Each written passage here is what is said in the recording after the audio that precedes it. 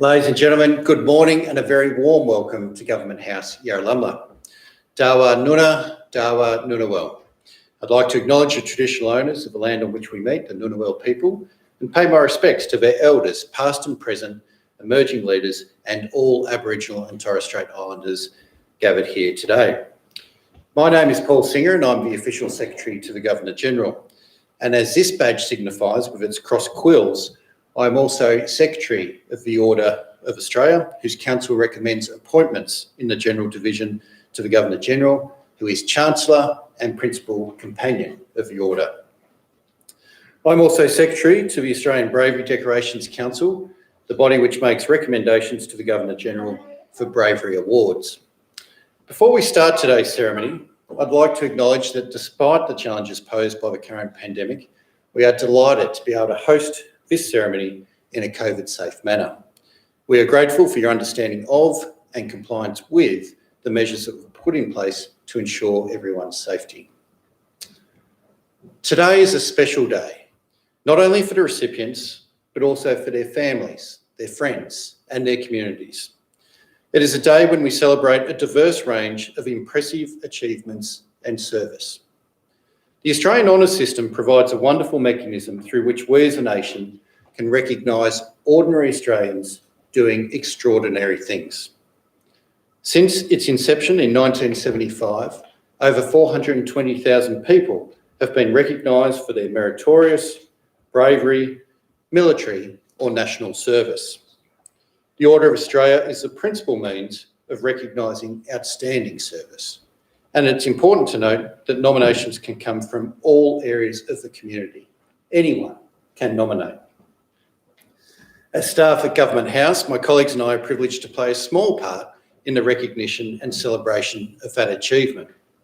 I hope we can all make today an occasion that you'll recall with pride for a long time to come.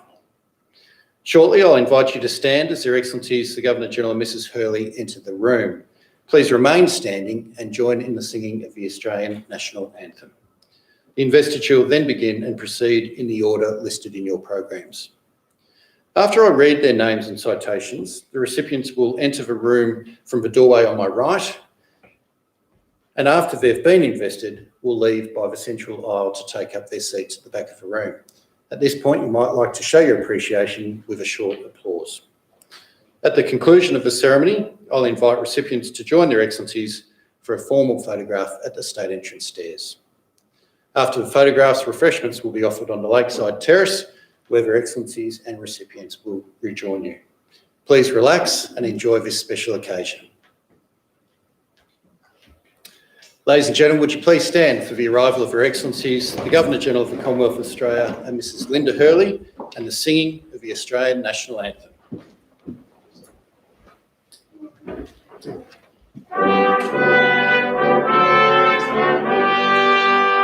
Australians, all let us rejoice, for we are young and free.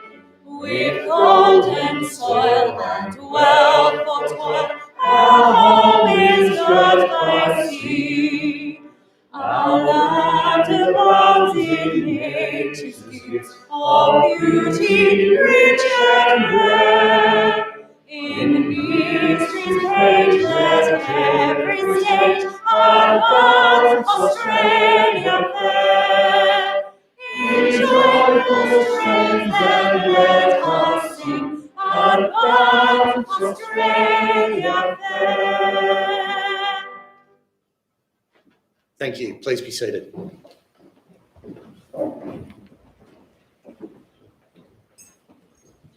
A very warm welcome to you all this morning here to Government House, Yarralumla, for a very important ceremony and, of course, a very important occasion in the life of our recipients and families and friends who are with them today.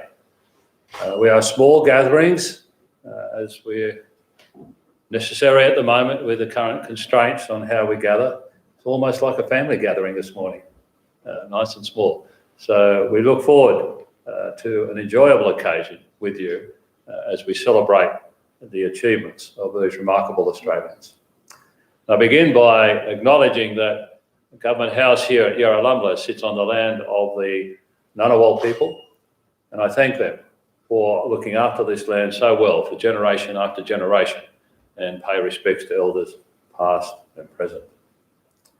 This is a formal ceremony today. Of course, there's some pomp about it, protocol, and that is as it should be, because it is an important occasion in the life of our country when we acknowledge the good work of our fellow citizens. But it is also an Australian ceremony in Australian House, so please relax. Paul has mentioned that to you. You can smile and applaud at the appropriate time during the ceremony. One of the important aspects of our honours and awards system is that the nominations or the nominees come from members of our community, from the public. This is not an elite system where those sitting in Canberra or our state capitals look down on the public and decide that someone's doing a good deed and presents them a medal. This is your system. All that are appearing here today have been nominated by their community peers. I want you to bear that in mind as we have perform the ceremony this morning, because I'm going to give you some homework at the conclusion of the morning. So just watch and be aware. Over the last 12 months, since Linda and I have been in this appointment, we've seen Australia through drought, flood, bushfires, and now the pandemic. Our travel program has obviously been quite restricted during that time, so we've spent more time than I would like on telephone calls and every form of virtual app there is out there, meeting with community leaders, community members around our country, concentrating primarily on the bushfire affected communities and those affected either in a health or economic sense by the pandemic. After every one of those calls, I leave uplifted about the quality of our fellow Australians. Now, often, and I say this in many speeches, I could be accused of seeing Australia through rose-coloured glasses, just seeing the best of it. But that's not the case. I see the best of it every day of the year. And that's why I'm very confident in our country's ability to move through these current challenges. And when we see the quality of the people we'll recognise in this ceremony and the other ceremonies we're conducting over this 2 weeks, you would be optimistic as well. We have good people, strong people, and our country will do well over the next year or two. Difficult times, of course, but we will come through it well. Today, though, is a chance to reflect on what these men and women have achieved for us, for our communities, for our country, and acknowledge that great work. Small in number, but we will gather and celebrate as we should. And on that note, I will commence now the formal ceremony. Thank you. Thank you, Your Excellency. Your Excellency, to be presented with the insignia of her appointment as a member in the General Division, Ms. Cathy Moore, for significant service to young women and to the community. Ms. Moore has been a stalwart of a number of leading charitable organisations in the Australian Capital Territory and Australia for over 3 decades. Through her service, she has guided the priorities and strategic directions of these organisations and helped ensure they have a clear vision, are accountable and professional. Her passion for social justice, particularly for women and girls, has been deep and lifelong. Her active involvement in the YWCA Australia, together with her establishment of the National Network of Women's Organisations, the Equality Rights Alliance, ably demonstrate her commitment to young women. Ms. Moore has shown extraordinary dedication in serving community groups with a strong social justice focus, and her work has improved the lives of many and contributed to social policy debate and reform across Australia. Ms. Cathy Moore, appointed a member of the Order.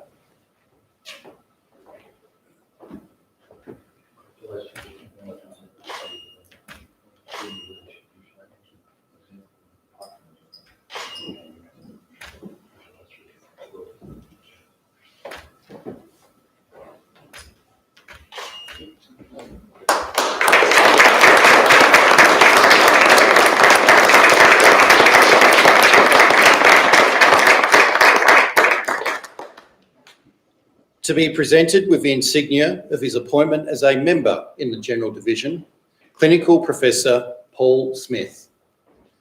For significant service to orthopaedic medicine as a surgeon and to medical administration. Clinical Professor Smith's service to the community of Canberra and to the medical profession has been both exceptional and meritorious. His contributions to the development of orthopaedic surgery, particularly in the areas of trauma, arthroplasty and research, are of the highest order. Whilst his academic and professional achievements are outstanding, the impact he has created through advanced surgical techniques on the quality of life for patients is most impressive. He has also led the John James Foundation, which has provided major philanthropic contributions to various charities and to the construction of community facilities. The Foundation also supports Indigenous medical students with scholarships to ensure a pipeline of First Nations doctors. Clinical Professor Smith is an exemplar to us all, and we honour him today. Clinical Professor Paul Smith, appointed a member of the Order.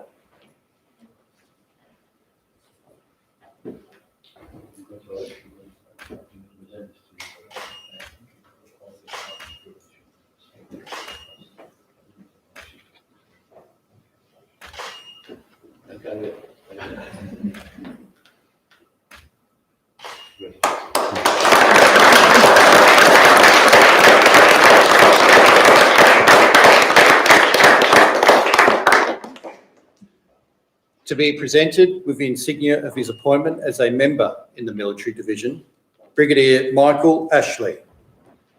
For exceptional service as Director Logistics Army, as Director General Strategic Logistics, and as Commander Australian Army Cadets. Brigadier Ashley has been vital to the reform and accountability in strategic logistics and youth development for the Army and the Australian Defence Force. As Director Logistics, he led initiatives that resulted in efficiencies and rationalisation, particularly in the land material area. Subsequently, as Director General Strategic Logistics, he implemented organisational reform and led the Command's engagement as part of the Force Structure Review, the Defence White Paper development process, and the First Principles Review submission. Recently, he was involved in the Australian Army Cadets Transformation Strategy that will have a positive impact on future recruitment and development of young Australians. Brigadier Ashley's service represents the highest ideals of the Australian Defence Force. Brigadier Michael Ashley, appointed a member of the Order.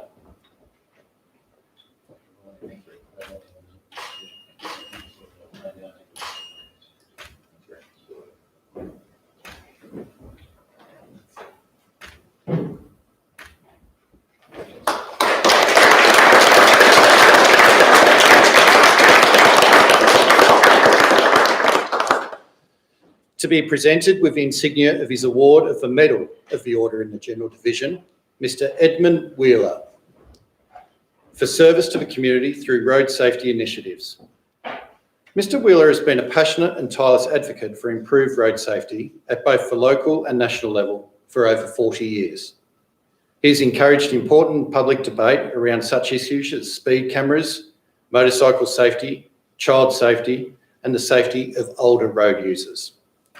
His broad range of experience has helped foster a unique, overarching network of contacts in the various groups involved in road safety in the Canberra region. His commitment to the NRMA ACT Road Safety Trust and to the local chapter of the Australasian College of Road Safety are of particular note. We are deeply indebted to Mr. Wheeler for his dedication to this important area in our society. Mr. Edmund Wheeler, awarded the Medal of the Order.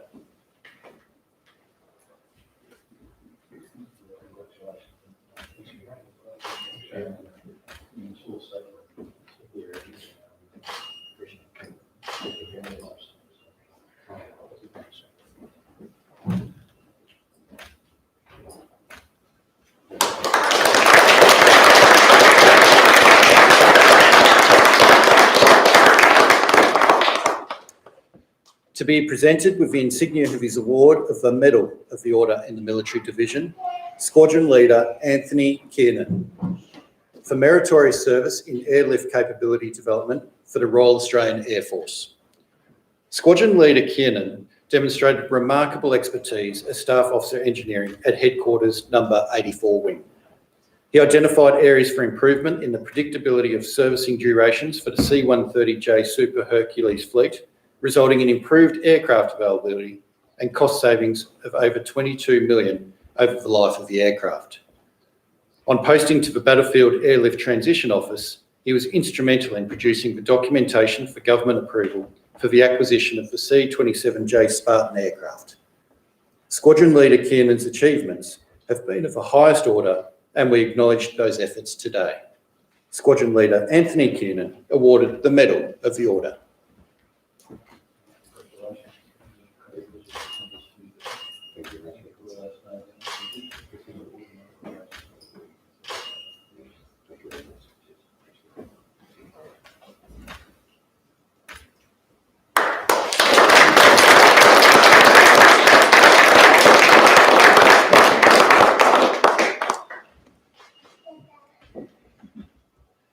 To be presented with the insignia of his award of the Commendation for Distinguished Service, Brigadier Wade Stoddard.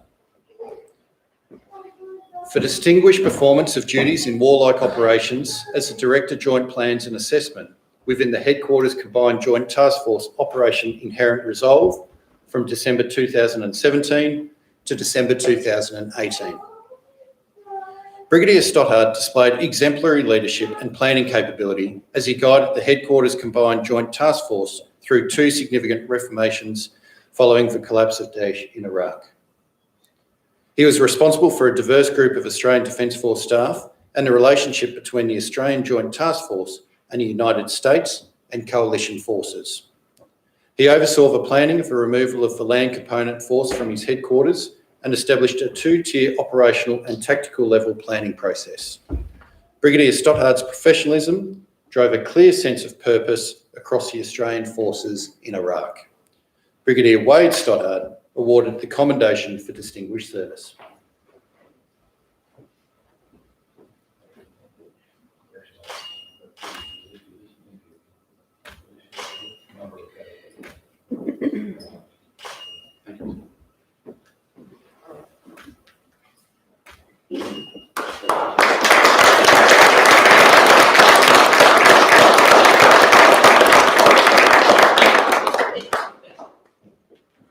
To be presented with the insignia of his award of the Conspicuous Service Cross, Captain Anthony Miskelly, for outstanding devotion to duty during the introduction into service of HMAS Hobart. Captain Miskelly has provided the highest level of Aegis combat system engineering support through his dedication and advanced technical knowledge. As a Combat Systems Test and Evaluation Manager for the Hobart-class destroyer program, he led the sea acceptance trials of new ship Hobart, managing the full trials program for both combat and platform systems. As a commissioning's weapon electrical engineering officer in HMAS Hobart, he was instrumental in achieving exceptional results throughout the operational test and evaluation period.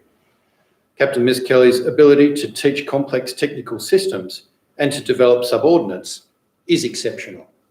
Captain Anthony Miskelly awarded the Conspicuous Service Cross.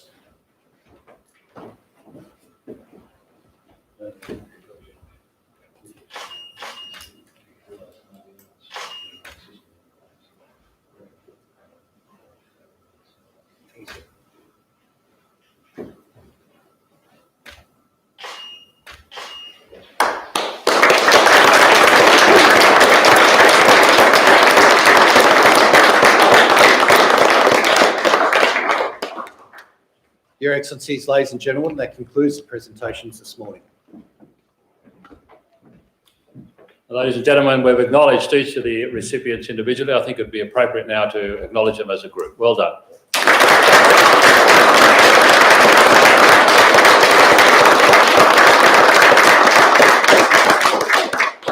Now, just before I give you your homework, I am reminded that today is Are You OK Day, which is a very important day now on our national calendar as we look at the mental health of Australians, particularly at the issues we're facing at the present time. So I'll be asking that question as I go around to each of the tables this morning, so have your answers prepared.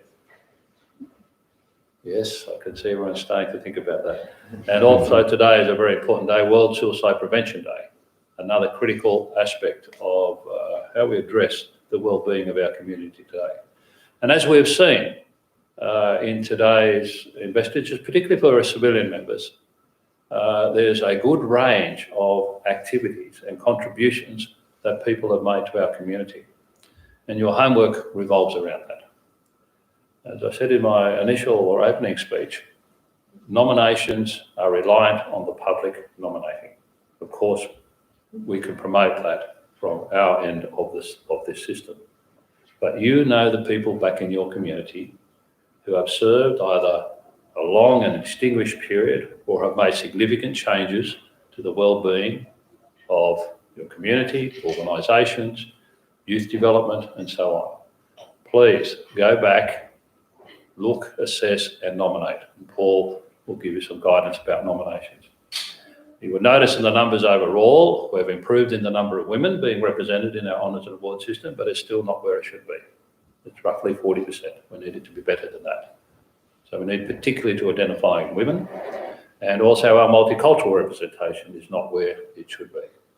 And we need to lift that as well. There are good people out there doing great work, but we haven't yet recognised them. We need to do that. So there's your homework. Nothing difficult. Look, see, assess, and act would be a very good way to go. Again, congratulations to our recipients, one and all. Welcome to families and friends who are with us this morning. We'll conclude the ceremony now, but Linda and I look forward to meeting with all of you this morning as we gather together to celebrate. Well done. Congratulations.